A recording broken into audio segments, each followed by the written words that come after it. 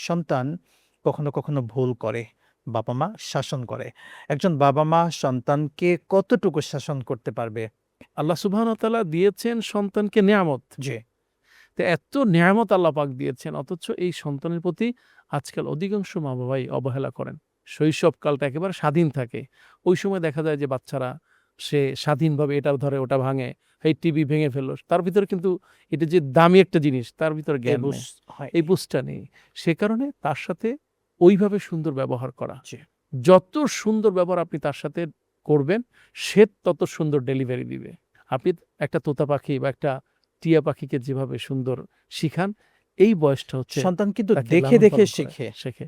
এজন্য আপনার জি। কথা আপনি দেখবেন যে যেই সংসারে বাবা-মা সুন্দর কথা বলে, ওই বাচ্চাও কিন্তু সুন্দর কথা বলে। জি। আবার দেখবেন যে যেই সংসারে ছেলে-মেয়ে আঞ্চলিক ভাষায় বাবা-মা কথা বলছে, ঠিক বাচ্চাও তাই শিখছে। বড় হয়ে সেটাই শিখছে। সেটাই শিখতেছে। জি। তো সেইজন্য যত বেশি আদব, যত বেশি ইখলাস, যত বেশি সন্তানকে আপনার ভালোবাসা, মায়া, মমতা, রাসূল সাল্লাল্লাহু আলাইহি ওয়াসাল্লাম মারতে নিষেধ করেছেন। জি।